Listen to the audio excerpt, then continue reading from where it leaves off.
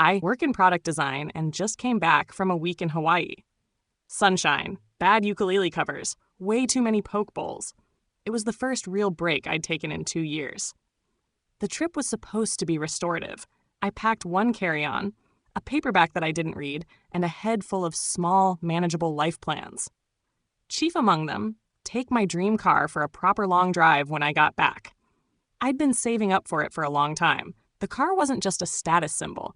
It was a thing I'd fantasized about since I was 12, sketched in the margins of notebooks, and promised myself I'd never let anyone trade or pawn it away. It's the sort of car that costs in the hundreds of thousands if you're doing it right. Rare, hand-finished, and forever wrong for parking garages. I'll spare the exact model name for now because I don't want this to read like flexing. Just know it's one of those cars people point at and whisper, "Wow," when it idles by. So I land, sweaty and carrying a suitcase that smells faintly of sunscreen, and the first thing I notice is the driveway looks wrong. The parking spot where my car lives, not lives like it's some appliance, but lives, like a pet or a stubborn houseplant that only thrives with attention, is empty. There's a glossy rectangle of gravel and a faint tire mark where it's been for months. My parents are sitting on the front steps like they're waiting for me to be the reasonable one, the one who forgives. "Hey, baby, you're back. How was the..." My mom starts, waving at me like I've come home from a routine grocery run. "Where's the car?" I say it nicer than I feel, because I'm already practicing breathing exercises.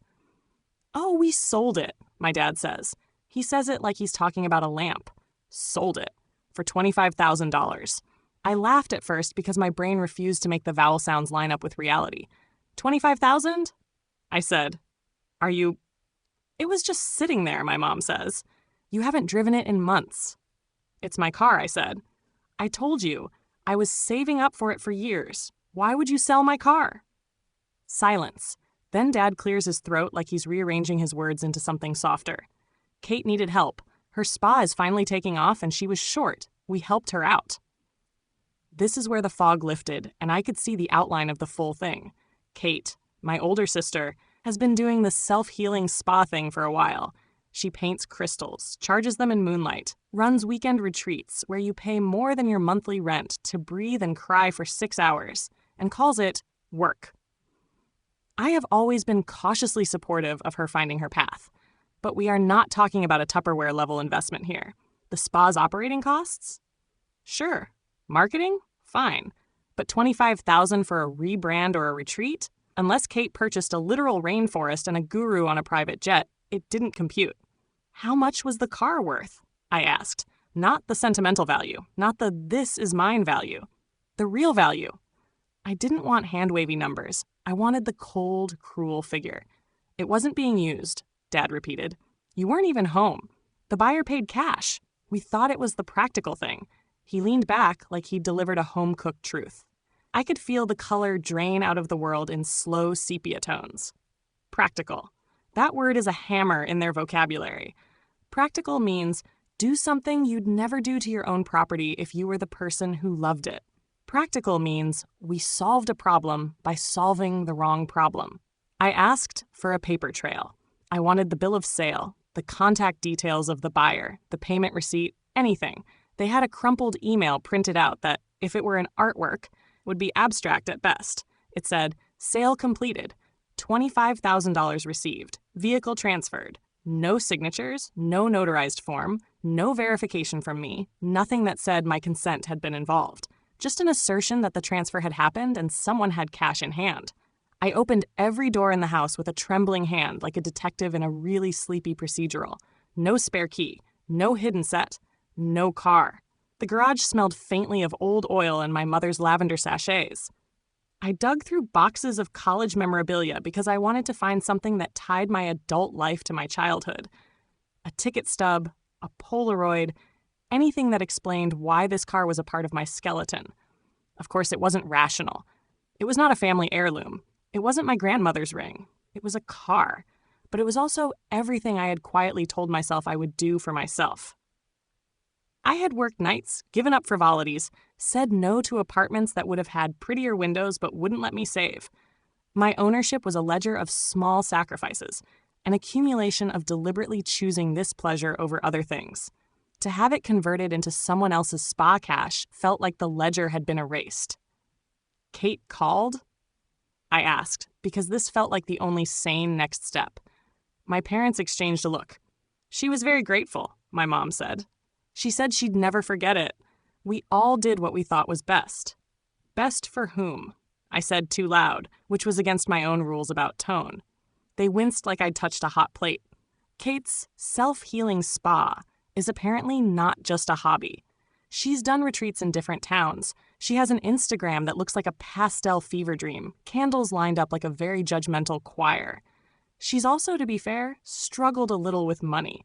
She asked my parents for a loan. They decided, collectively, to give her more than a loan, because giving money to a child is different than giving it to an adult, especially when the child is your chosen, polished brand of struggling artist.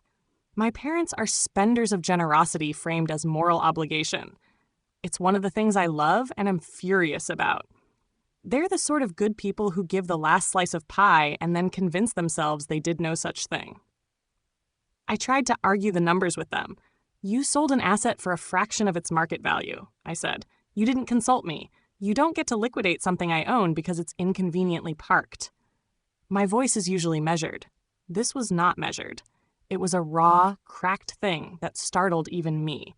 Dad's defense was the textbook of rationalization. It depreciates when it sits, Marie. There's maintenance, insurance. We did the math. He actually had charts on his phone.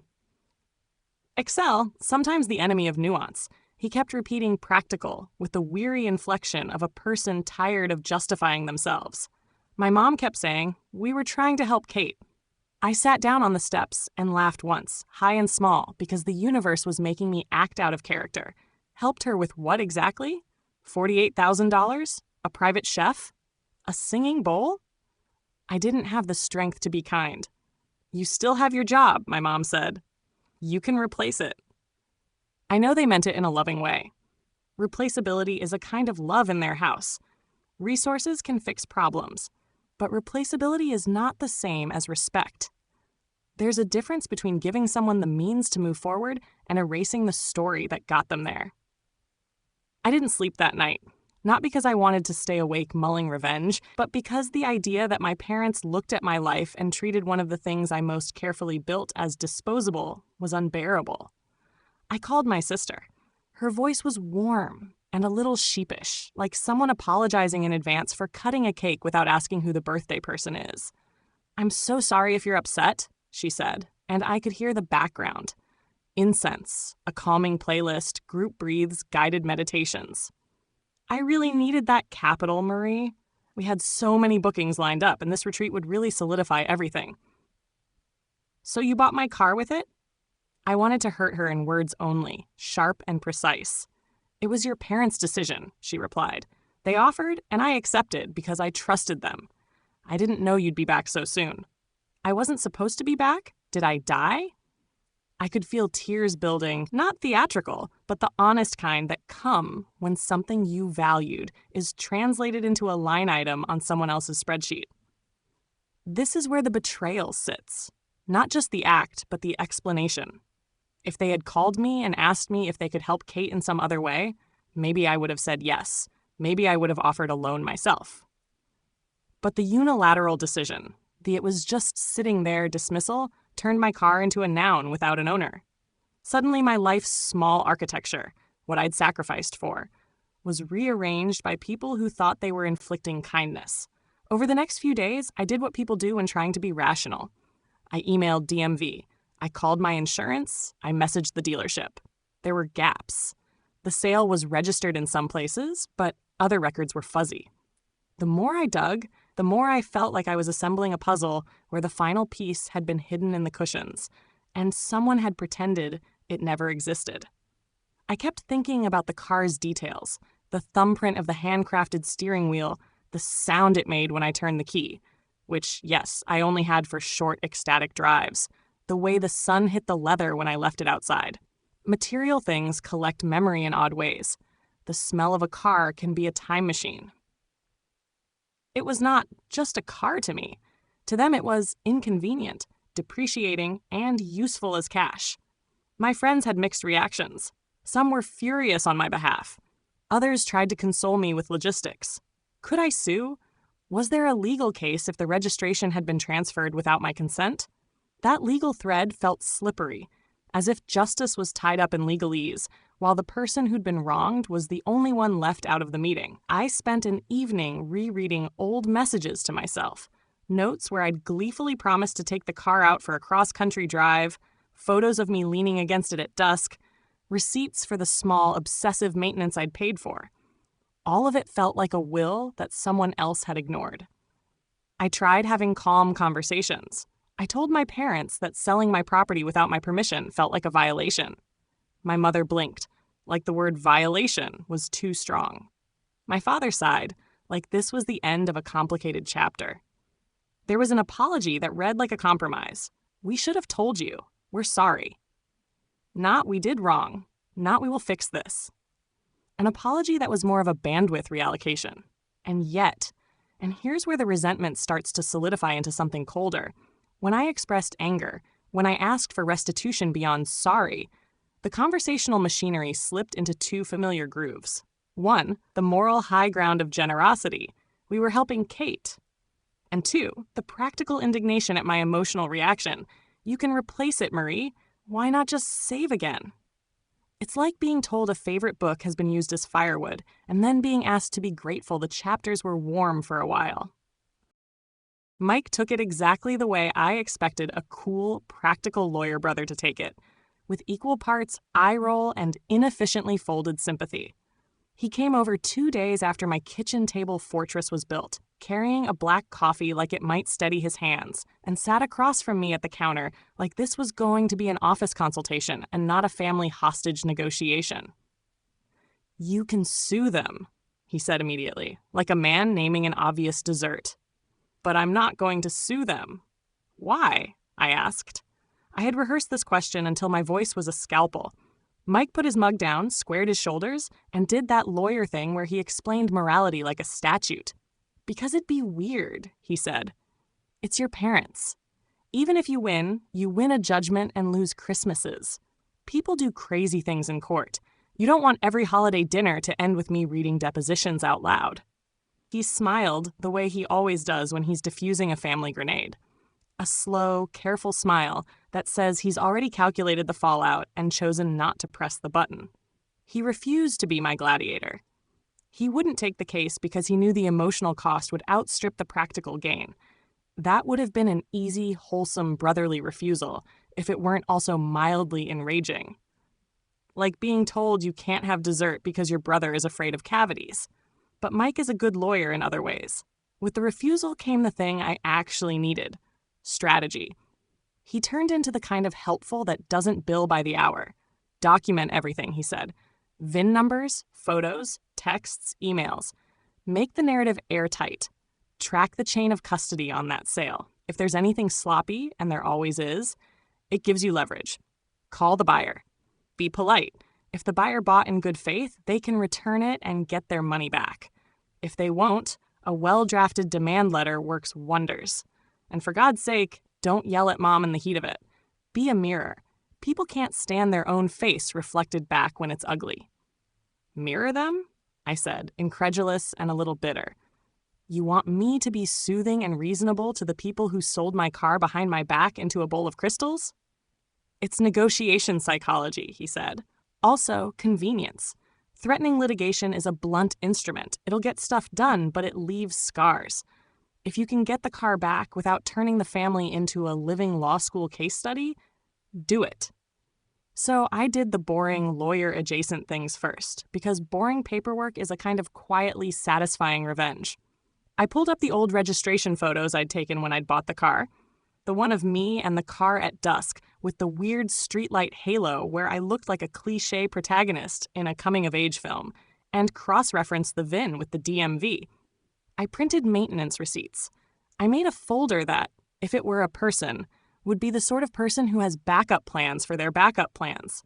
The sale paperwork my parents had produced, sloppy. The buyer's name was on it, but there were gaps where a legitimate transfer should have had lines. The signature looked real enough at a glance, but the bill of sale had no notarization, no proof the seller had authority to transfer the vehicle. There was a slip that said cash changed hands, and that was it. Not illegal on its face, necessarily, but it smelled of haste. Mike drafted a short, impossibly crisp letter, absolutely no bluster, which I loved, and told me to call the buyer first with the exact words he'd written. "Phone call, then letter," he said. Be human on the phone. Save the letter as leverage if the person refuses. Don't make the buyer the enemy. They're just someone who thought they were getting a deal. The buyer's name was Lila. Her email was on the crumpled receipt. The first time I called, my throat was gravel, but I forced a calm voice. "Hi, Leela. This is Marie. I think you bought my car." She was confused in the sweetest way. "Oh my God, I am so sorry. I didn't know. I thought it was fully sold by the owners. I paid cash because it was immediate and the seller seemed urgent." That "seemed urgent" was the key. Lila had, it turned out, bought the car from my parents through an intermediary, a used car broker who'd come with a small stack of cash and an air of hurry. She loved the car. She'd driven it for a week with the windows down and posted one slightly embarrassed selfie. New toy, learning to love these curves. And then the world had moved on. She'd put down $25,000 because she had savings and wanted to finally stop obsessing from afar. When I told her the story, something shifted in her voice. It wasn't legalistic concern. It was human decency. "I don't want to be part of a theft," she said. "If you prove it's yours, I'll return it." I paid in good faith. We met the next morning at a coffee shop with too many succulents. Lila was exactly as she'd sounded on the phone. Warm, practical, and oddly relieved to have been pulled into the light. She reached across the table and handed me the receipt I'd never been given, her copy of the bill of sale with the broker's name on it and a ton of small apologetic scribbles. "You were the rightful owner," she said simply. "I'll hand it back, but I couldn't just give it up without someone covering my expenses. I'm not asking for a profit. I just want to be made whole." This is where Mike's advice really mattered. Don't be shy about making the wrong party whole before you go after the original wrongdoers. It's cleaner, faster, and preserves moral standing. Lila wanted her money back. I wanted my car. So we negotiated like two rational people who both loved the same shiny thing for different reasons. I asked Lila for time to present the evidence to my parents and get them to reimburse her. Lila, bless her, agreed to hold the car's title in abeyance if I could secure a written promise. I got Mike to draft an agreement for Lila, a simple clause that she would retransfer the title once she had a refund from the sellers, and a commitment that she wouldn't sell the car in the interim. It was the legal equivalent of asking someone to hold onto your dog while you go to the bank. And she was game. Then I called my parents and said the words I hadn't said in the heat of the first argument. "You sold my car without my permission? Lila will return it once she's reimbursed. She wants to be repaid in full. If you don't reimburse her, I will file a claim and she will contest the sale. That will make everyone's life uncomfortable." That sentence, arranged into its minimalist geometry by Mike, landed like a summoning charm. Mom started with a long string of apologies that were starting to sound like rituals. Dad's throat made that clearing sound again. I could tell they were weighing options. Oh, pay up and be done, or dig in and risk public legal embarrassment. "They can afford this," I said quietly when they tried the "we'll figure it out later" dance. "I know you. Kate, too. You can handle it. It's not about money. It's about making the right choice." There's a weird value calculus that comes with being baldly practical. My parents could absolutely afford $25,000. They'd written checks for vacations I'll never go on, had a garden that looked like a Versailles boutique, and gave to causes I'd roll my eyes at and then quietly admire. They were not poor people making a bad choice out of necessity. They were people who made a bad choice out of misguided benevolence, and now the math on that choice was crystalline and plain. So they paid. They wrote the check to Lila, who accepted it with the same kind of soft dignity she'd shown me in the coffee shop. The car was retitled in my name within days. The broker, it turned out, had been paid by Mom and Dad and vanished like a bad idea with cash in his hand. Mike called it a transaction with shoddy chain of title. and then, magnanimously, refused to file an actual suit. The check cleared, Lila got her money, and my driveway once again had that odd familiar indentation of rubber and memory. But there was a second ledger to balance. Reimbursing Lila didn't make the underlying problem, the $25,000 that had been funneled into Kate's spa, disappear. I wanted the car back, sure, but the moral completion felt unfinished, unless the people who had knowingly redirected my property made the financial choice to actually support Kate with their own money instead of turning my stuff into her capital. That was when I executed the other half of the plan. Not a legal hack so much as a social and practical squeeze.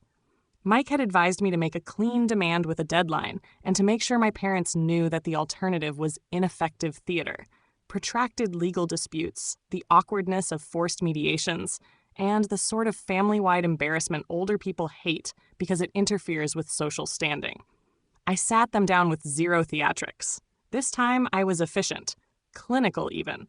You sold my car. You repaid Lila. Kate got $25,000.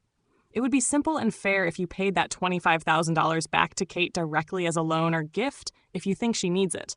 Or you can take on the cost of her retreat, the thing you funded, because you chose to fund it with my property. The choice is yours. Make Kate whole with your own accounts, or I will consider legal avenues that will not be pleasant. There was a pause like a film rewinding. My dad's mouth opened and closed. My mother's hands trembled around a mug. They chose the thing I predicted. They paid Kate back. They wrote a check large enough that when Kate went to her relaunch with another batch of sage and salt, she would not have spent a cent of my car's value. In practical terms, that meant the spa trip was now on my parents' tab, because they had, in effect, used my car's value to seed it and then chose to correct the accounting with their own funds. My parents were quiet for a week after that, apologetic but not broken. I accepted their apologies without greeting them like a martyr. I was glad, because there's virtue in being efficient about revenge. It's less satisfying if it bankrupts people who genuinely love in their own mangled way, but it still enforces accountability. And Lila? She and I became friends in a low-key way that surprised us both. We started with coffee and the kind of brutal honesty that only two people who'd been confused about a shiny object can share. She loves the car in a different way than I do, not as a shrine to years of delayed gratifications, but as something that made her feel alive on long highways.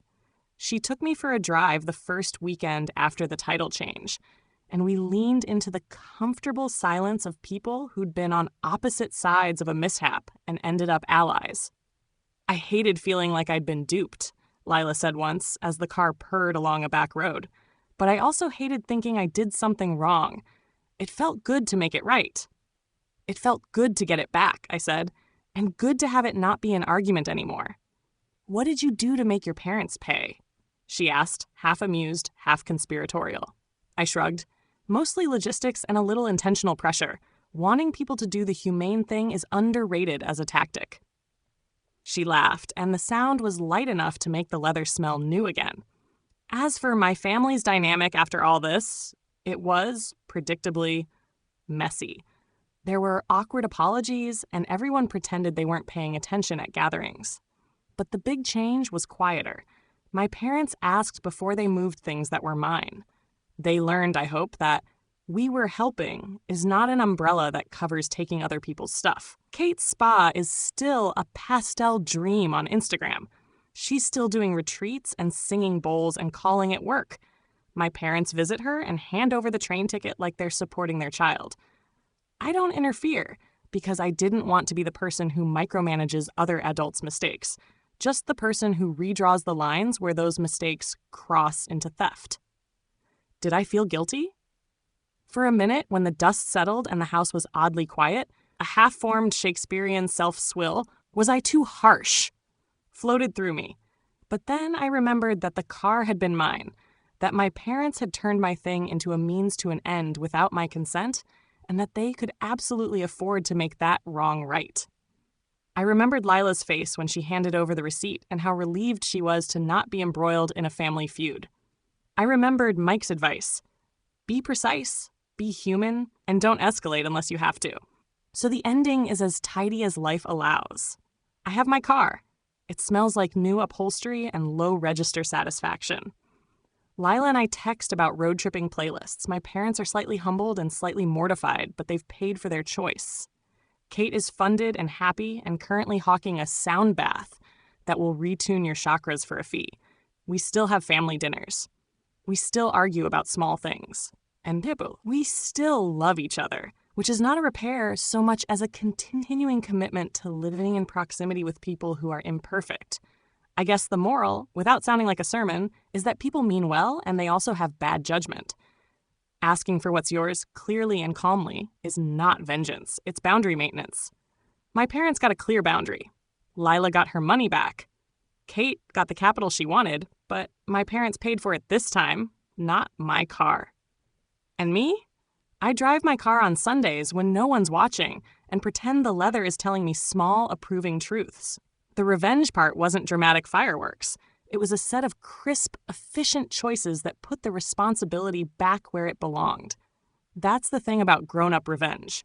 It's less cathartic and more useful.